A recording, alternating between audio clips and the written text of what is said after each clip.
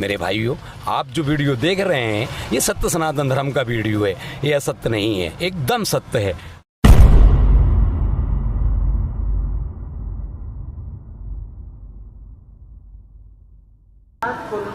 जय श्री महाकाल साथियों, बाबा भोले परिवार में आप सभी का बेहद स्वागत है। साथियों, जैसा कि आप सभी को पता है कि बाबा भोले टीम हरिद्वार महाकुंभ से आप लोगों के लिए लगातार वीडियोस लेकर आ रही है, परंतु आज हम जिन बाबा के पास वीडियो के लिए आए हैं वो बाबा है एक विचित्र वेश धारण किए हुए, जो कि जूना अखाड़े से हैं।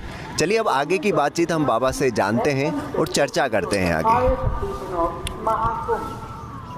बाबा प्रणाम। प्रसन्न रहिए। बाबा, जनता जानना चाहती है कि आपका परिचय क्या है?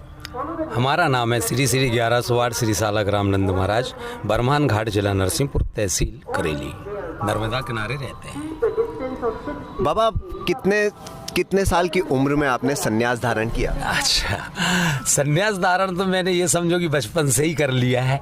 क्यों? इसलिए कर लिया है कि माँ ने बचपन में ही मुझे दर्शन दिए और पूजन का आदेश दिया। जब से ही मैं पूजन करने लगा। ये 7 खंड 9 दीप की पूजन है, ये सत्य सनातन धर्म इसी को बोला जाता है। जब पूजन सिद्ध हो जाती है तब ये रक्त चंदन प्राप्त होता है। सबसे पहले मातेश्वरी को ये रक्त चंदन लगता है। मैं सिर्फ माथे पे लगाता था। जब मातेश्वरी सिद्ध हो गई, सारे कार्य सिद्ध हो गए, ये सारे शरीर में हमारे लिए लगने लगा।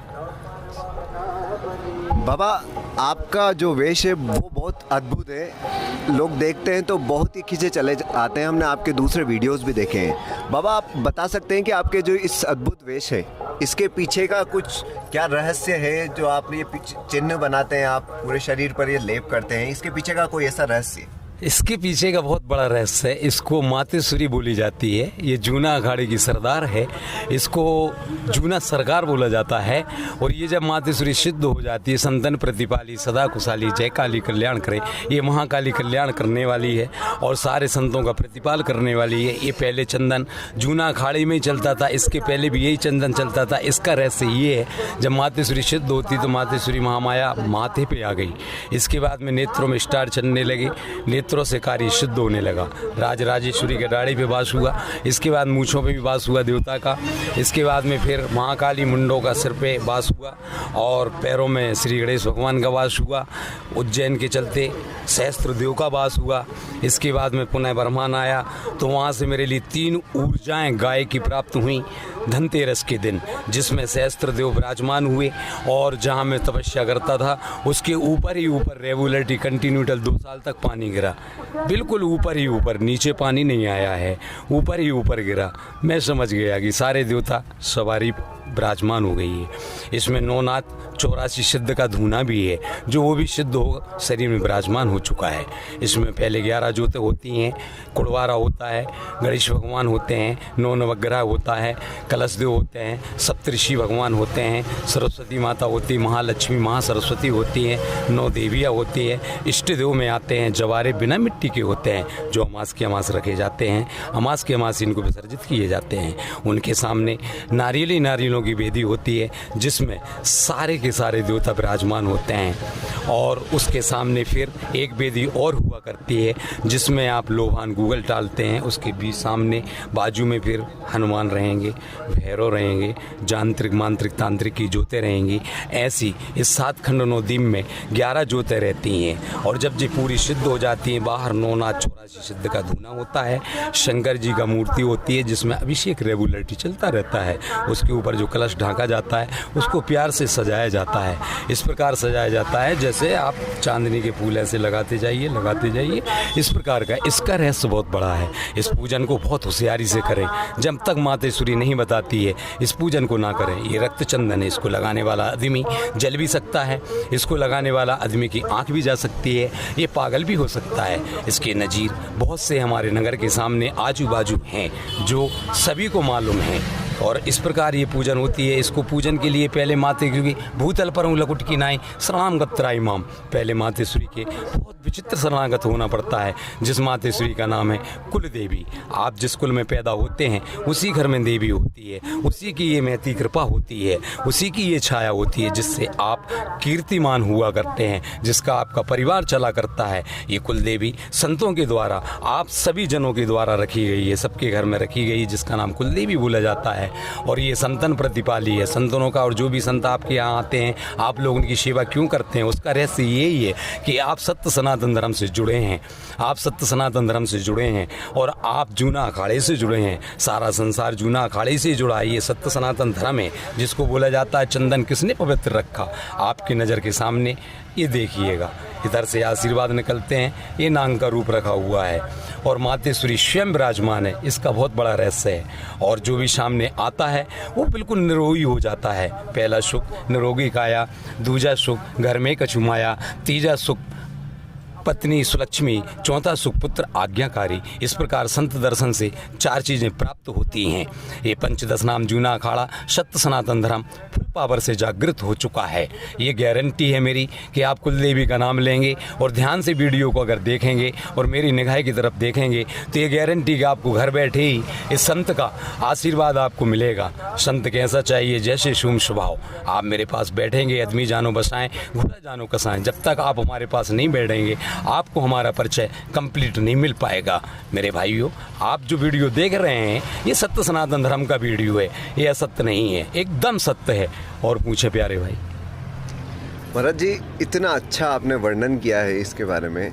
हम जानना चाहते हैं कि आज परिवार में जो कलह होते हैं पिता पुत्र के बीच में, आपने बहुत अच्छा वर्णन किया है कि उस दो लाइनों में आपने बहुत अच्छा वर्णन किया है। हम जानना चाहेंगे, थोड़ा सा मार्गदर्शन चाहेंगे आपसे कि जो पिता पुत्र में नहीं बनती है, वो सुनते नहीं है, तो उसके लिए कोई उपाय या कुछ क्या किया जाए जो पिता भी अपने पुत्र की बात माने और पुत्र भी संतुष्ट हो अपने। क्या होता है, करोड़ों हजारों पीढ़ी हो गई हैं ये सत्य सनातन धर्म को, और सत्य सनातन धर्म के ही चलते अपन सारे हिंदुस्तान में अपना कार्य करते हैं। आज अमास पूनों पड़ती हैं, उसमें नहाना धोना चाहिए। आप उपासी भी रहते हैं, गुरुओं की सेवा भी मानते हैं, माता पिता की आज्ञा भी मानते हैं। लेकिन सबसे बेटर चीज़ ये है, दिमाग में आना चाहिए कि ये सब होता कहाँ से है, ये होना कहाँ से है। जीने का राज है बहुत सुंदर। जिसने जीने का राज जान लिया वो तो फिर जिएगा, ये गारंटी है।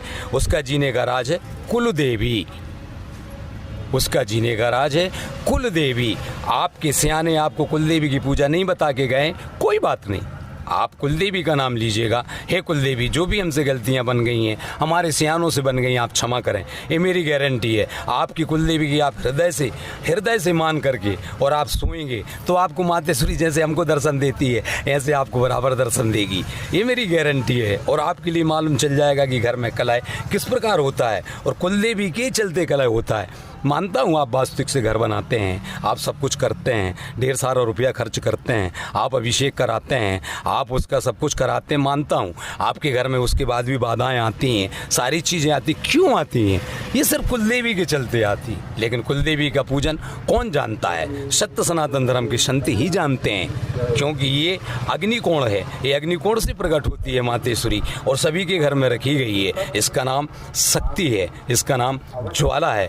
और ना कभी वो अछूती होती है, ना कभी वो कुछ होता है, जबकि घर में ही मरघटा होता है। इंसान घर में ही मरता है, इंसान घर में ही जन्मता है, इंसान घर में ही संत बनता है, इंसान घर में ही पुजारी बनता है, घर में ही सब कुछ बनता है। जब घर में ही सब कुछ बनता है मेरे प्यारे भाई, तो घर में ही तो कुलदेवी है। और नहीं है तो आप कुलदेवी विराजमान कर सकते हैं। आपको समझ में नहीं आ सकता है, मेरा गाड़ी में नंबर लगा हुआ है, आप फ़ोन नंबर से हमसे पूछ सकते हैं, आप हमसे संपर्क कर सकते हैं। हम आपको बता भी सकते हैं कि आपकी कुलदेवी कैसे बैठेगी, आपको कैसे चलाना है। आपको बड़ी प्यारी सी बात है ये तो, कुलदेवी के चलते आप चलेंगे। सुबह शाम खाना पीना जो कुछ भी करते हैं, चाय पीते, कुछ भी करते, पहनते, ओढ़ते, नहाते, आप कुलदेवी का तो नाम लेके देखिए। ये कलयुग है, कलयुग केवल नाम आधारा, सुमर सुमर नर उतर ही पारा।